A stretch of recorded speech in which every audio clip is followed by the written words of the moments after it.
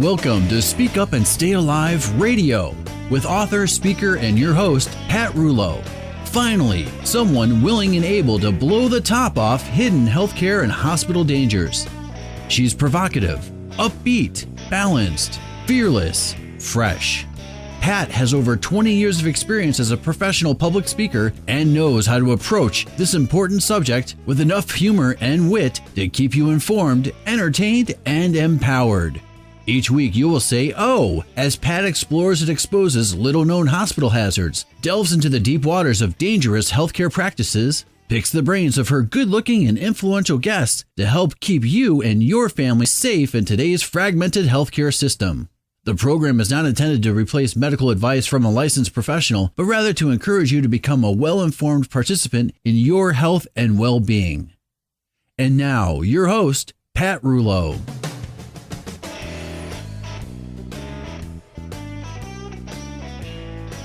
Hello, I'm Pat Rouleau, and I'm so happy that you are here with us today. I just got back last week from the Barrel Institute in Chicago, where I was taping many interviews with attendees and speakers at the Barrel Institute's Patient Experience Conference. Lots of folks from all around the country, and I just learned so much, so I've got so much more to share with you in the coming weeks.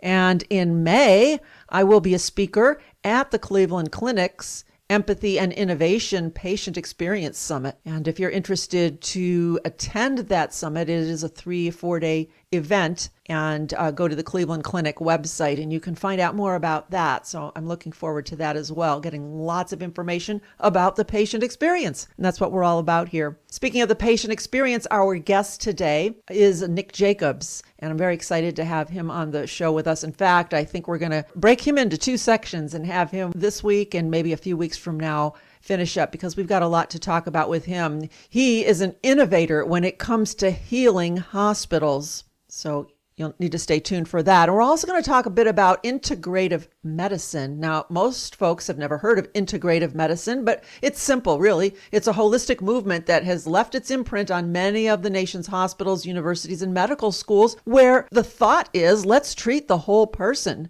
Okay, let's not just treat the disease, let's treat the person and try to understand all of the parts and pieces that integrate. That's why it's called integrative. And we're talking about things like what traditionally considered non-conventional medicine, such as acupuncture, tai chi, foods, biofeedback, massage, yoga, stress reduction, again, in an effort to treat the whole person. So that's coming up. And of course, the boys will be here to play one of their favorite games, I'm sure. So you know the drill. Sit back, relax, kick up your feet, turn off that darn cell phone, and enjoy this next hour with me. But for now, it's time for the healthcare hazard of the week.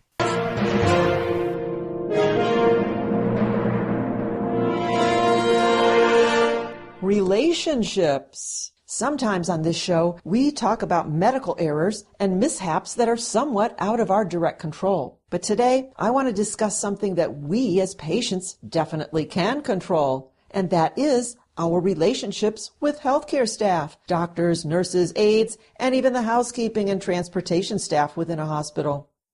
What do I mean?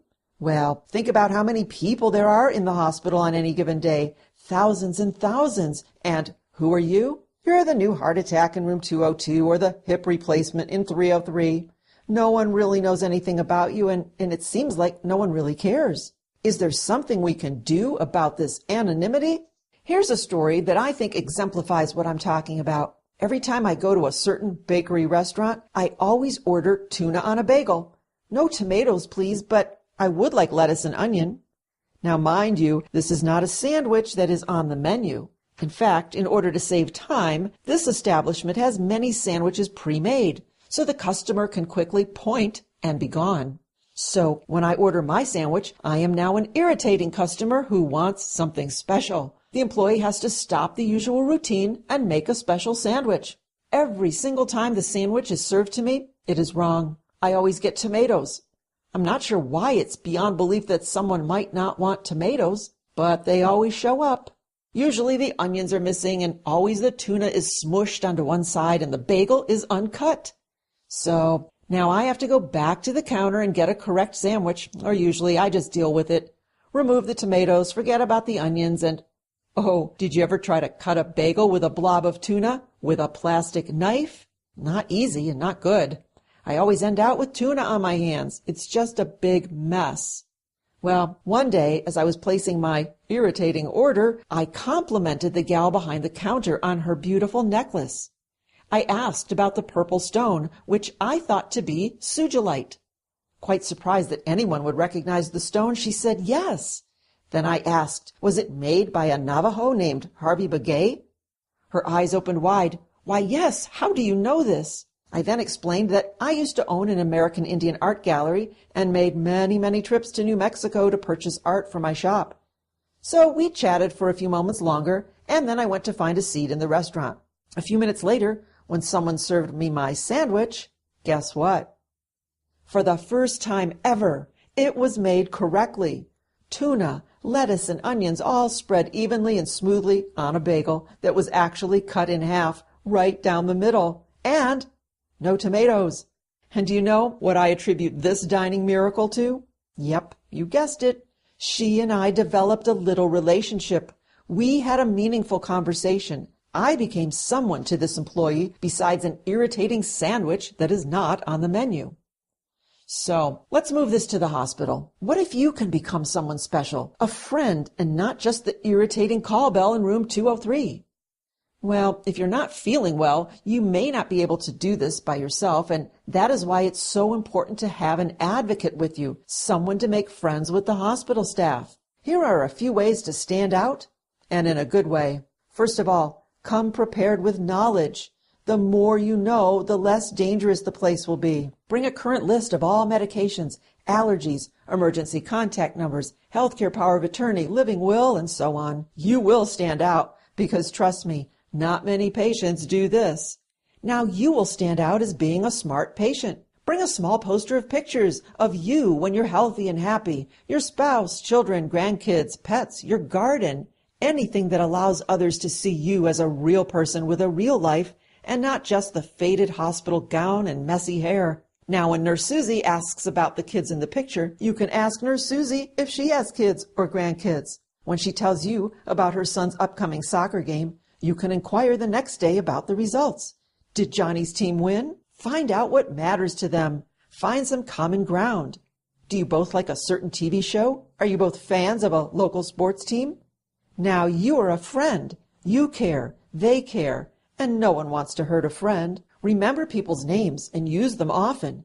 Everyone loves to hear their name. Keep track of the folks who enter your room. And when someone finishes with a service, thank them. Thank you, Terry the transporter, for getting me to the X-ray department this morning. Thank you, Helen housekeeper, for wiping down the bathroom. Actually, a phrase that gets a lot of attention is this: thank you for helping me, or thank you for helping us. That is powerful. It stops people. First of all, not many folks are actually thanked. And secondly, people do want to help. So when you phrase it, thank you for helping me, it allows the other person to feel important. And you can't get any better than that. And preface any request with the word please. I've mentioned this on previous shows, but as an advocate for a patient, dress respectfully. Look the part of an intelligent, well-informed, and powerful person. I will never forget, during my mom's 4-month hospital stay, the image of this one particular family member across the hall, who always showed up in flannel polar bear pajama bottoms, pink fuzzy and dirty slippers, tangled and twisted hair, and a giant oversized sweatshirt. No, she wasn't the patient. She was the visitor. And I always thought, my, I wonder how effective she is talking to the hospital staff. My point? Don't forego some easy credibility by dressing like you don't care. It's just not cool. These are just a few ideas of ways to stand out in a positive way. You want to create any type of dialogue that separates you from the other folks on the floor. And here's my last and most powerful suggestion as a simple way to start a conversation that shows you are an informed patient. And I'm not saying this because I wrote it, but because it works. Bring a copy of my book, Speak Up and Stay Alive, with you to the hospital. The cover stands out as well as the title. I have tried this myself. If you leave the book on your tray table, everyone who enters the room looks at it and comments. giving you the perfect opportunity to say, yes, I am concerned about healthcare-acquired infections and patient safety. Now they know that you know what to look out for. And if you bring the patient safety logs with you, when the doctor or nurse comes in and asks what medications you currently take, you simply whip out your patient safety logs and everything is already documented on these forms, along with any current allergies, emergency contact numbers. I guarantee you, not many people come this prepared. This is just another way to stand out in a positive and empowered way.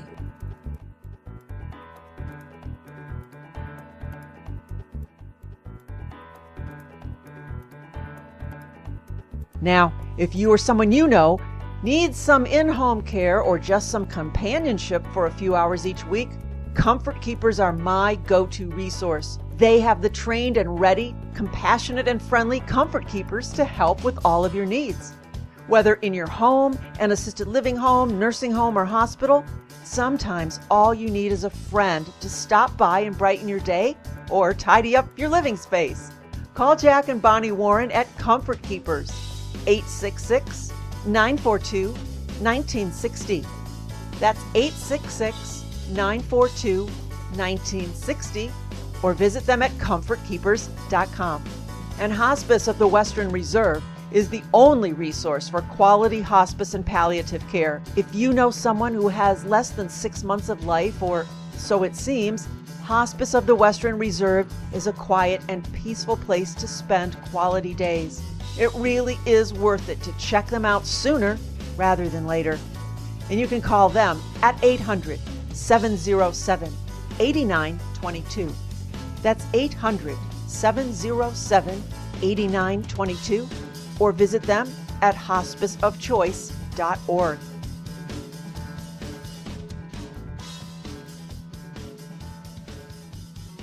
I'm Jerry the Germ. Scusa me, Jerry. Hello, everyone. This is a Mama Josephine Germophobia. Jerry's a mama. I apologize for my son spreading all the germs. He took off at a younger age and he shortened his last name to Germ. I guess he no like germophobia. He took the wrong path, and now instead of being so clean like I teach him, he spreads germs all over the, what the word I looking for? All over the airwaves. Oh, so that is why I am so happy for the Patarulo radio show. Speak Up and Stay Alive, a patient safety radio, so people can stay safe from a germ like Jerry. Oh, Jerry, can you do your Mama Josephine Germophobia proud and say the right thing? Stay safe. Listen to Speak Up and Stay Alive Radio. Tune in every Saturday morning. For more information, go to speakupandstayalive.com. And Jerry, wash your hands.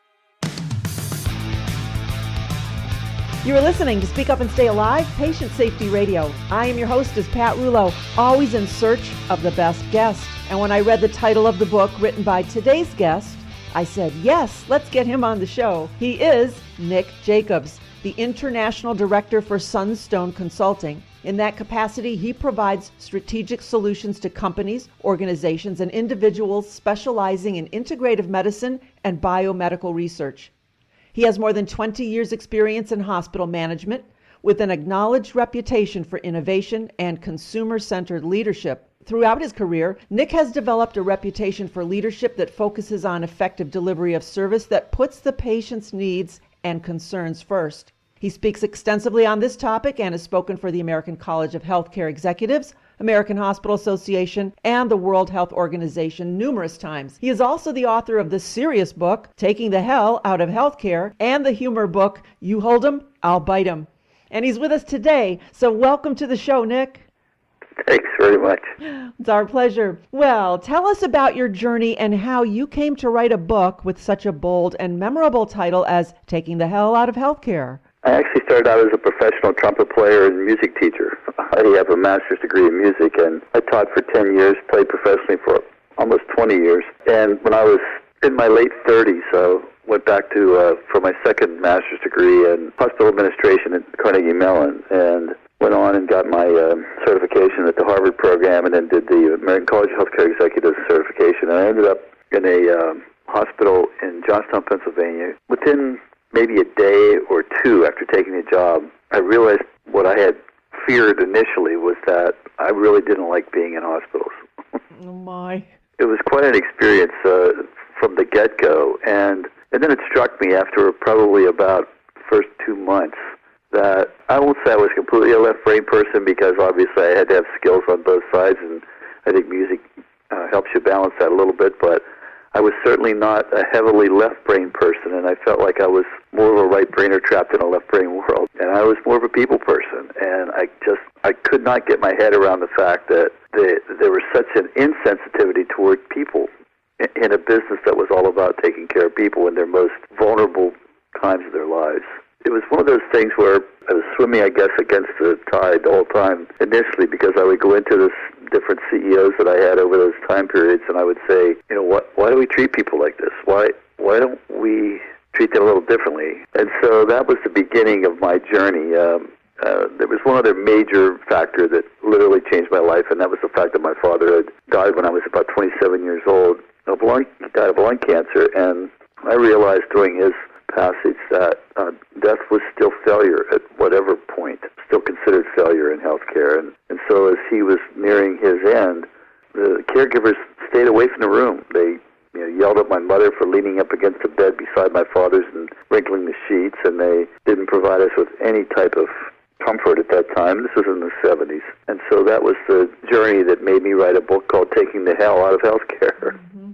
Well, let's talk a bit about how to create a healing hospital, because you mentioned to me a few weeks ago when we last spoke about baking bread in the hallways, and sounds like an innovative idea. So tell me what you did inside the hospital walls to kind of change that behavior. When I took over my first hospital, it was a hospital that Ernst & Young had determined was going out of business, and gave it, at most 2 to 3 years to exist. And so it gave me power that I never, ever thought that I would have, because this particular hospital had the first rural palliative care unit in the United States, and they adored it. Everybody loved that unit. And so for me, it was logical that the way patients were cared for in that unit should be the way people would be cared for throughout that hospital. And so I went to the board and said, look, you love the palliative care unit. Why do people have to wait until they're dying in order to have this kind of treatment? And so I basically encouraged the board to allow me to explore something that was still relatively new at that time. It was the plane tree model of care.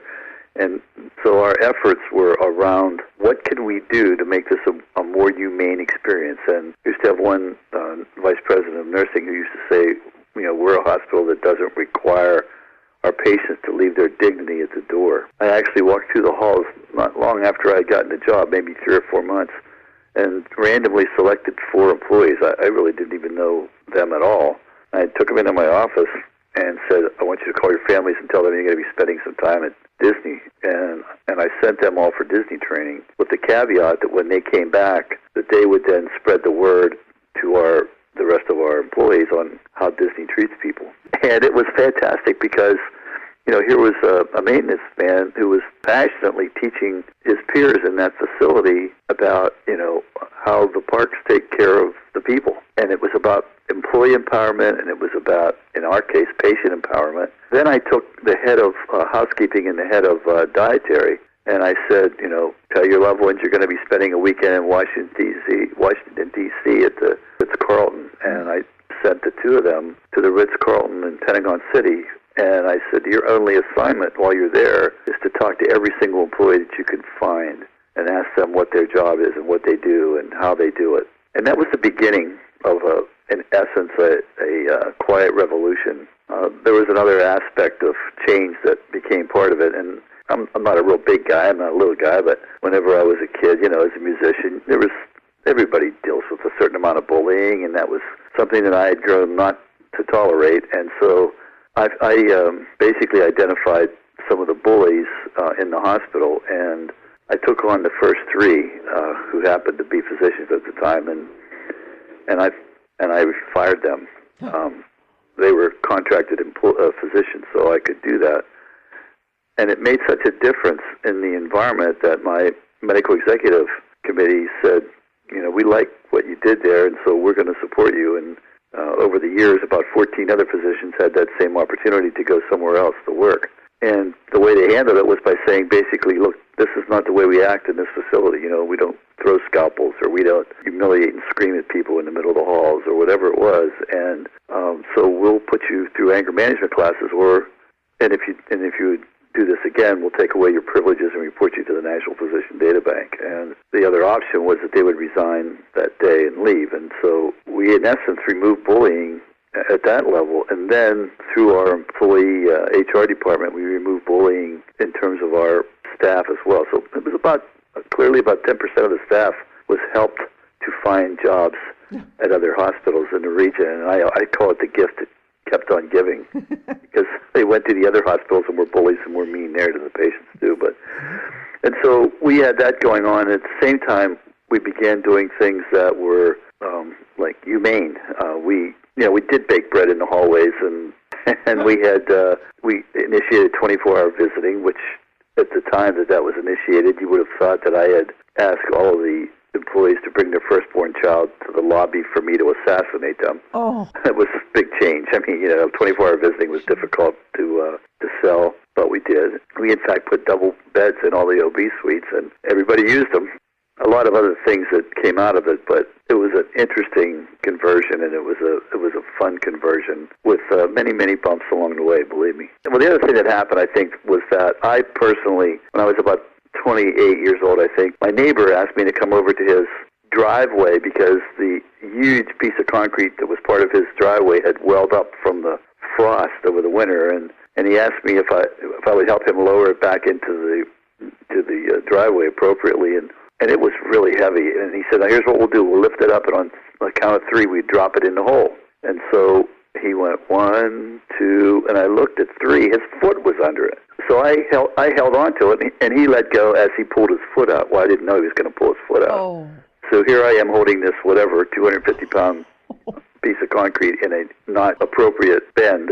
I mean, I was crouched inappropriately, and I couldn't straighten out. And so they drove me to the hospital, and I had X-rays of my back, and I had muscle relaxants, and I had, they put me in traction, and I was a high school band director at the time, and actually a junior high school band director, and it was football season, and I was supposed to be running up and down stadiums and running around the field, and I felt like I had a hot knife in my back. And 2 weeks into that, one of my friends knew how much pain I was in and how much suffering, and he stopped by at the end of rehearsal one night, and he said, get in my car. And I didn't know what was going on, but I got in his car, and he drove me to this mansion and knocked on the door, and a doctor answered the door in a white coat and said, come on in, and I went in, and he took my blood pressure and sat me down on his exam table and laid me back and said, oh, this is simple, your sacro's out. And he reached down and yanked on my ankle, and I was fine. And I thought, why wasn't he at the emergency room? Why didn't he tell those guys how to do this? And here he was an osteopath and had training in spinal manipulation. And so that was a kind of a very important point in my life, because I'm not a doctor, I'm not a scientist, I don't play one on television, and so it was one of those things where I really didn't care what made people get better. I mean, placebo was not a bad word to me. It's like, if you get better because of a placebo, or if you get better because someone knows how to pull on your ankle and get your spine aligned, I didn't care. I just wanted you to get better. And so we introduced integrative medicine back in 1997, 98. And that was a huge, huge mountain to surmount as well. And we introduced massage, but we introduced it initially to the staff. And so the physicians experienced it, and the staff members experienced it. And once we had massage going on there, it was easy to introduce to the patients, because the staff was all hooked on it by then. And then people started coming out of the woodwork that were already on staff, who had training in things like, energy medicine, and with Reiki we had, and so that whole concept began to grow over the years, and integrative medicine became part of our environment, and that's when we began to see some really, really serious changes occurring in the hospital in a positive way. Wow.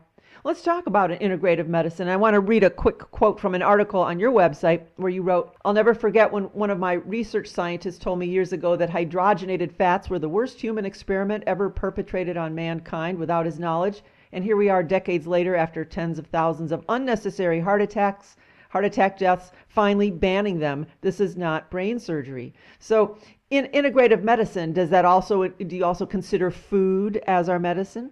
Well, one of my best friends is a lady by the name of Dr. Mimi Granari, and Mimi started the Integrative Medicine Center out at Scripps in California. Mimi always begins her lectures showing a tree, and she gives the analogy of, if we have a tree and it looks like, the fruit's getting rotten, if the leaves don't look healthy, the first thing we think about is, well, is it getting enough nutrients? Is it getting enough water? What's feeding this tree? Yet with our human situation, we think about, trimming the branches back and cutting the fruit off. And, it's like we treat sickness instead of promote wellness.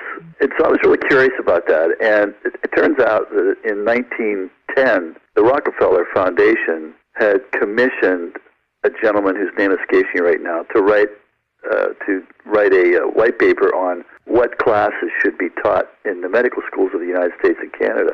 And when he looked at all of the world medicine options that were out there, it was just overwhelming to him. He absolutely couldn't get his head around it and brain around it. So he basically threw them all out and said, I can't do this, so we're just going to do pure science. So beginning in 1911, we took a reductionist approach to health in this country and limited it to science. And so we got into this environment, which, again, my peers refer to as heal with the pill.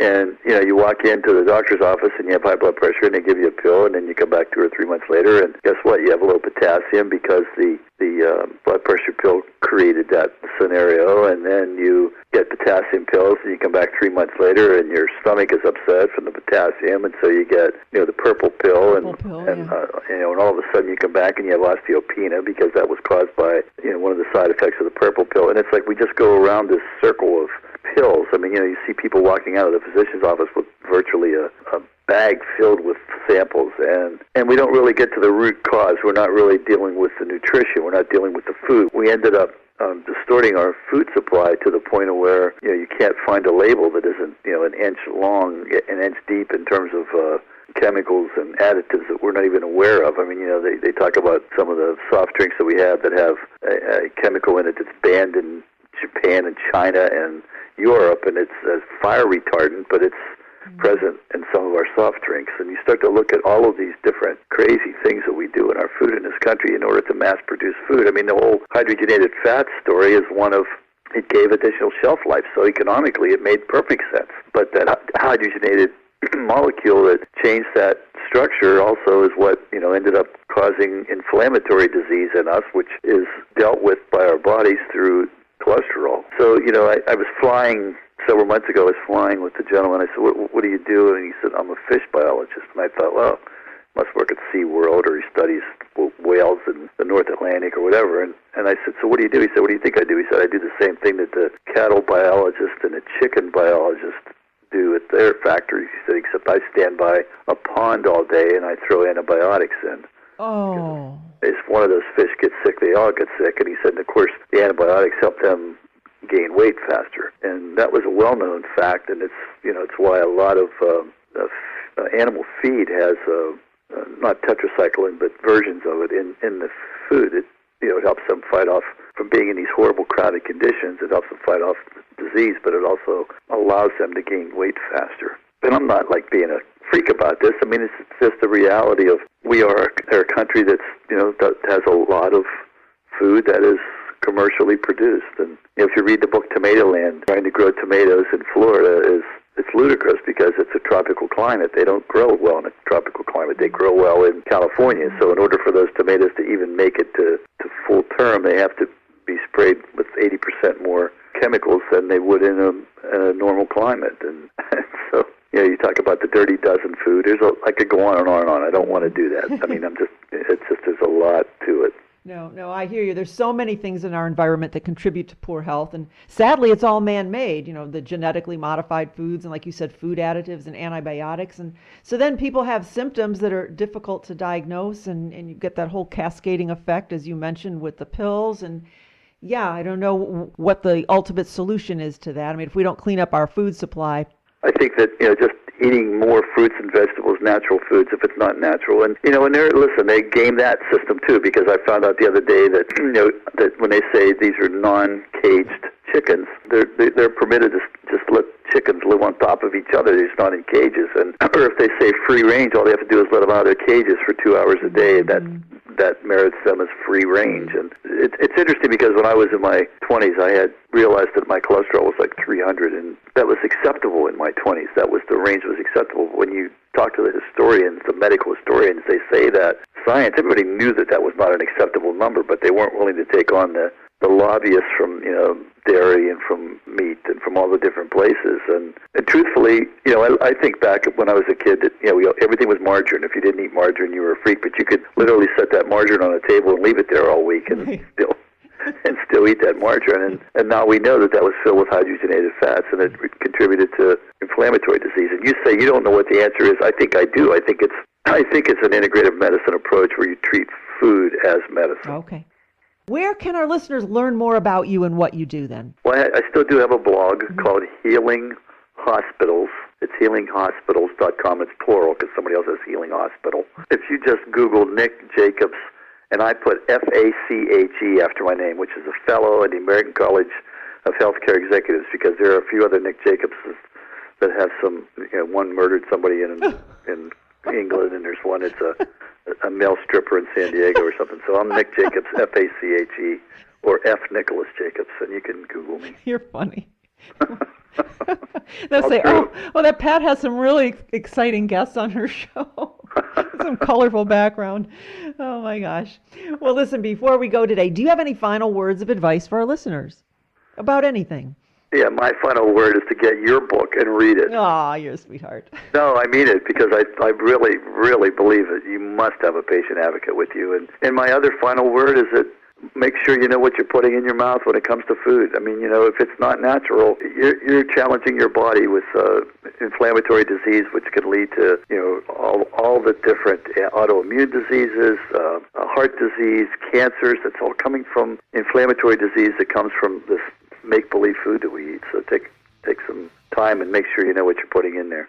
Excellent advice. Well, Nick, I thank you for sharing your perspective with us today. It's always important to learn from people like you who have actually made positive and healing changes within the system, and I hope you'll come back to talk further sometime. Thank you.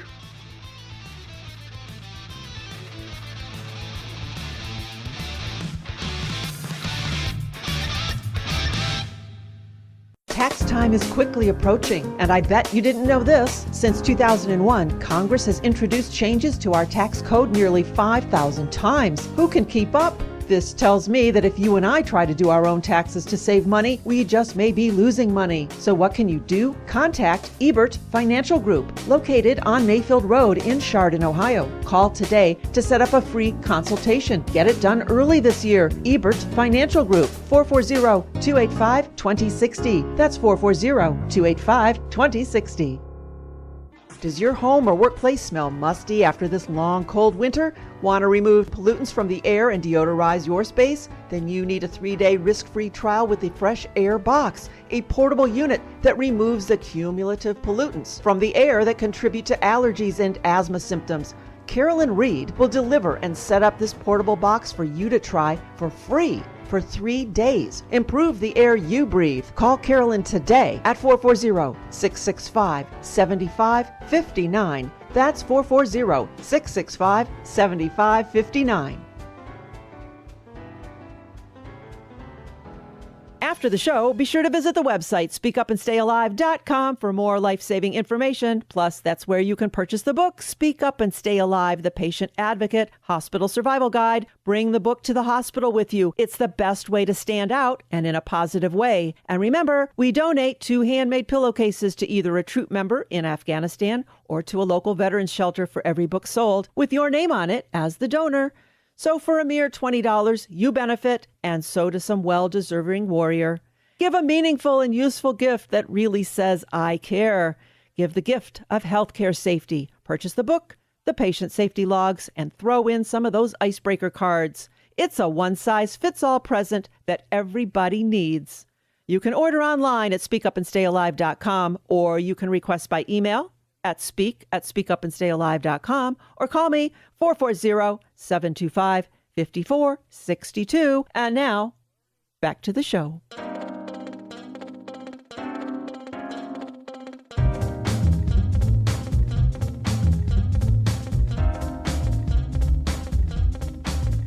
You're listening to Speak Up and Stay Alive, Patient Safety Radio. I am your hostess, Pat Rulo. So happy to spend this hour with you to help you survive any healthcare or hospital encounter. And remember, if you like what you hear on this radio show, I speak live and in person too. In fact, we're even better in person. Our presentations are fast-paced, interactive, and chock full of immediately usable patient safety tips and tools. I can guarantee that your crowd will love it. So email or call me to talk about speaking to your business, club, church, hospital. I speak both to the patient perspective or the provider. Email us at speakupandstayalive.com or call me directly at 440-725-5462. You and your audience will be glad you did. Well, today we opened the game chamber and everyone decided to play Are You in Jeopardy or Are You Safe? Here's how it goes. I will describe a healthcare or hospital-associated scene, and you and our contestants will have to decide how you would react to that situation. Are you in jeopardy, or are you safe? Is Don in the booth? He's ready. Okay, here we go. In 5, 4, 3, 2, cue lights, music. Now entering the studio are today's contestants. I'm Bob from Gatlinburg, Tennessee, and a former financial planner. All right, and contestant number 2 is... I'm Eric. I'm from Lakewood, Ohio, and I'm a regionally famous radio producer in Northeast Ohio. Regionally famous. This is good. These people will compete today on Are You in Jeopardy, or are you safe? Bob, you've got some stiff competition today. I'm in trouble. All right. You guys ready?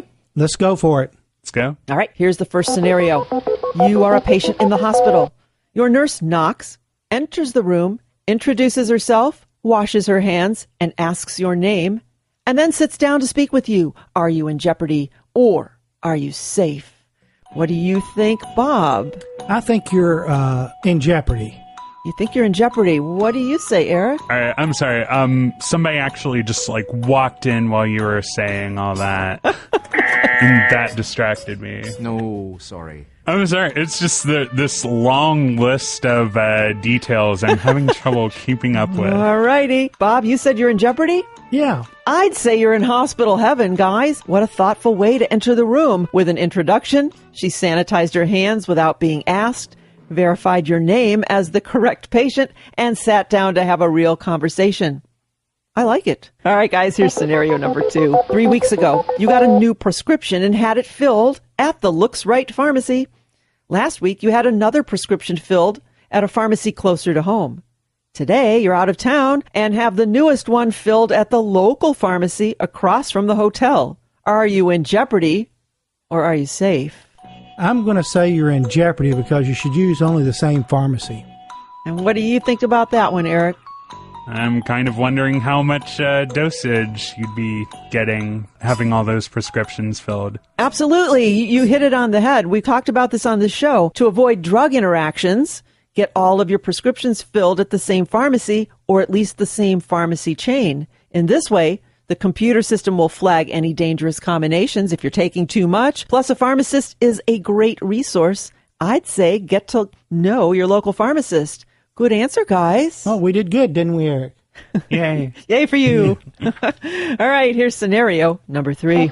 Your friend is a patient in the hospital. You notice that she has had a urine catheter for over 3 weeks. Is she in jeopardy or is she safe? I think, based on your show, catheter infections are the number one cause of infection. And the faster you can get them in and get them out, the better off you are. Anytime it's in there for a long time, you're in trouble. What do you say, Eric? I couldn't add anything to that. All right, you guys are right. I'd say anytime you have anything invasive entering your body, you are at risk for an infection. And catheter-associated urinary tract infections are one of the most prevalent cause of a hospital-acquired infection. You're right, Bob. Inquire daily if the catheter is necessary and when it will be removed. Well, a lot of the nurses don't want to remove it because then they have to come and answer the call button to take the person to the bathroom. That's true. It's not a convenience. There's so much more to know about this. You can find out more in my book, Speak Up and Stay Alive. All right, here's scenario number 4. You're heading to the hospital for surgery that will keep you there for days. You grab your favorite pillow as a comfortable reminder of home. Are you in jeopardy or are you safe? What do you say, Eric? I would say, considering how long it's been since I last washed my favorite pillow, everyone would be in jeopardy. That is a good answer, Eric. But I wouldn't even take my favorite pillow to the hospital. I'd go to Walmart and buy one. Well, Eric's thinking he would contaminate the people, and you're thinking that the hospital pillows would contaminate you and bring it back home. And you're both right. I would not do that. I would not bring a pillow. There's so much bacteria floating around a hospital room. Think of the many people who will touch it, fluff it, move it, transfer it from bed to table to chair, and perhaps to the floor. And all the while, it becomes a vector for cross-contamination when you bring it home. So I suggest if you want to bring a pillow from home, what Bobby said, buy a cheap one, keep it stashed in your closet. Then if a hospital stay pops up, bring that pillow with you and leave it there when you leave as a parting gift. Personally, I would not bring it back home with me. But then again, maybe I think about these things way too much, right? Yeah? You got it. All right. Here's scenario number 5. You are heading to the hospital for elective knee surgery. Before you dash out of the house, you grab your marked up copy of the book, Speak Up and Stay Alive, your hospital survival guide. And when you get there, you lay it on your tray table for everyone to notice. Are you in jeopardy or are you safe? What do you think, Eric? I'd say you're safe. It shows the doctors and the nurses that you're watching. Yep, I think you're right. What do you say, Bob? Oh, definitely safe. Everybody ought to have a copy just to get along. You guys are awesome. That is a great way to send a nonverbal message to everyone who enters your room that you are interested to be informed. Plus, the tray table is where everyone likes to put their stuff, bandages, blood drawing supplies, meal trays. Now, they either have to move the book or at very least look at it, right? You got it. It's a non-threatening way to connect with your providers and let them know that you're informed, concerned, and an empowered patient. Well, guys, I'm not sure who won that. I think Bob won. Oh, listen to him. Well, I think you're both winners because you both know a little bit more about patient safety. If I won, what would I've got? Does he get the home game? Oh, he should get the home game. But do we have the home game? That's the question. Very good. Thanks, Eric. Hey, listeners, don't go anywhere. There's so much more you can learn about healthcare and hospital safety on America's favorite and perhaps only patient safety radio show, Speak Up and Stay Alive, RadiOh.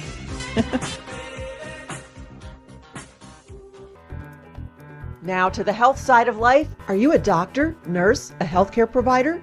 Concerned about healthcare-acquired infections? We are. Your scrubs may be dangerous to you and your patients. More than ever, you must take control of your own protection.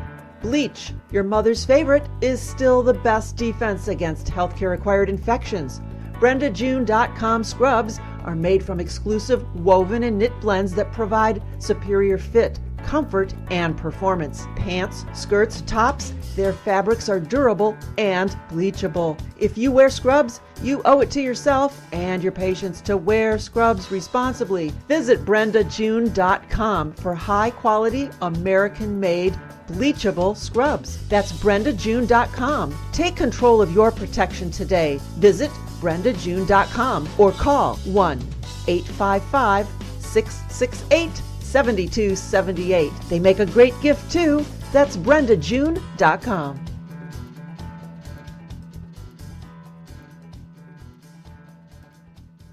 And when you need to de-stress and pamper yourself a bit, or if you have any skin issues, eczema, psoriasis, acne, rosacea, you must visit my friend Lisa Stewart at Celia Spa in Brecksville. She has state-of-the-art equipment not found in other local spas and is trained to relieve your aches and pains through massage, facials, and high-quality and effective skincare products. Call Celia Spa at 440-526-0522. That's 440-526-0522. Or visit Solia Spa, SOLIA spa.com.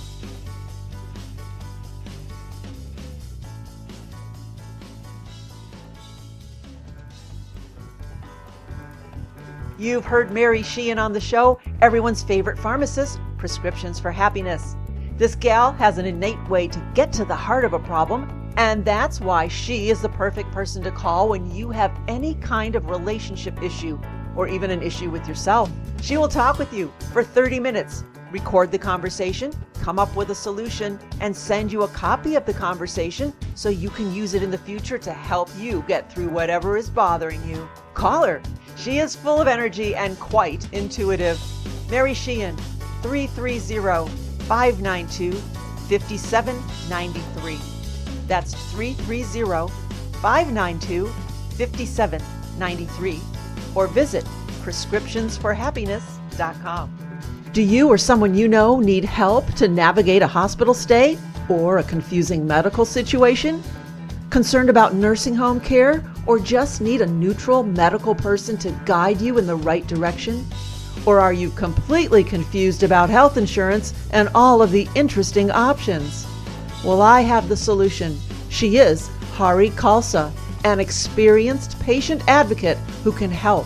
And she's just one phone call away at 1-800-980-HEAL. That's 1-800-980-HEAL, HEAL. Or visit her website, healthcarewhisperer.com.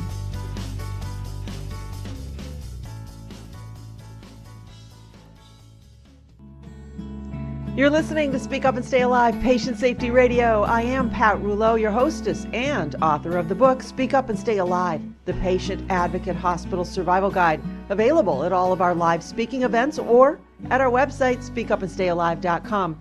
And I want to remind you, if you're looking for a speaker for your next event, I'm happy to share my expertise with your group. My presentations are always fun, fast-paced, and full of information you will not find anywhere. So call me. And let's talk about how we can make your next event a memorable and worthwhile experience.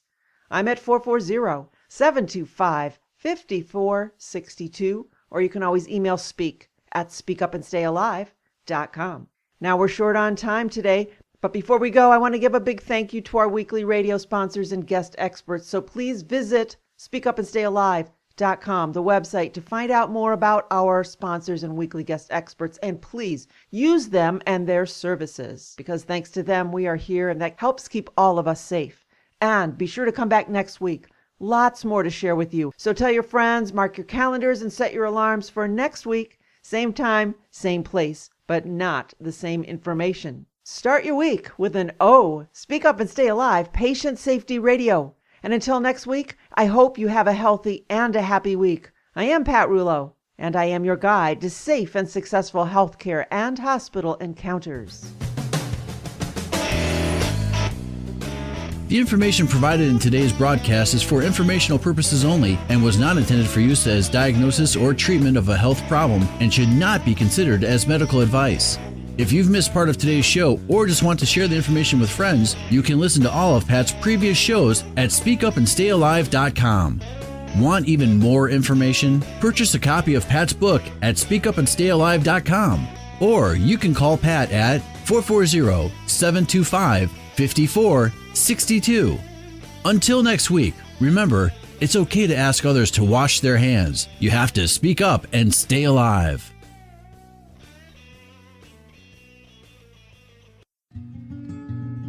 Is your home stressing you out? Are your appliances and gadgets damaging your health? Are you concerned that modern technology could be ruining your and your family's health? Scientific evidence suggests that everyday chronic low-intensity magnetic field exposure poses a possible health risk. Therefore, the conclusion is that magnetic fields remain classified as possibly carcinogenic, meaning they can cause cancer. And what about the radiation levels from wireless computers, routers, cordless phones, baby monitors? I know I've experienced disrupted sleep, grinding teeth, headaches, and waking up tired and didn't know why. Others I know experience hyperactivity, concentration and memory problems, muscle and joint pains, cardiac palpitations, fatigue, irritability, and erratic high blood pressure. And after multiple visits to doctors, still could not get an accurate diagnosis. Finally, I asked myself, Could all of these symptoms be caused by invisible hazards?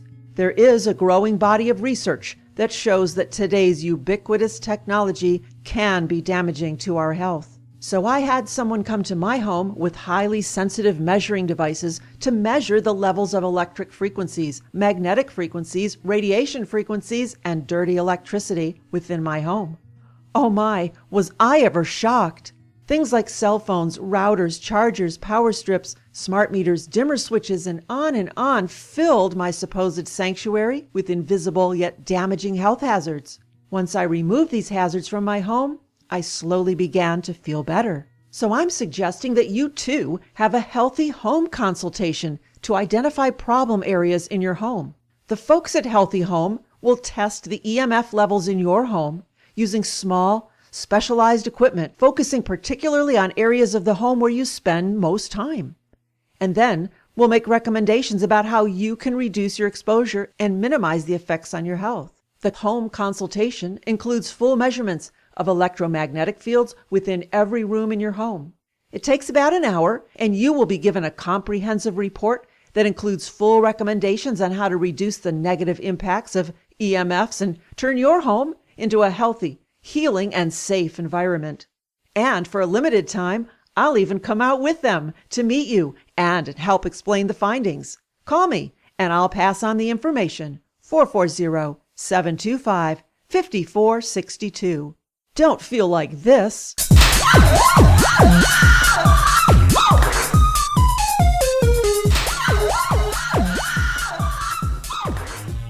When you can feel like this.